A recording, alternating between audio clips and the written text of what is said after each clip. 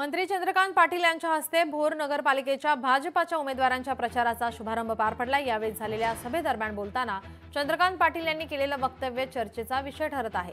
जरी सत्ता अजित पवारांची असली तरी राज्याचे मुख्यमंत्री भाजपचे देवेंद्र फडणवीस आहेत, हे लक्षात ठेवावे। त्यामुळे भोरच्या जनतेने कोणाच्या पाठीमागे जायचे आहे हे ठरवावे, असं चंद्रकांत पाटील यांनी वक्तव्य केलंय।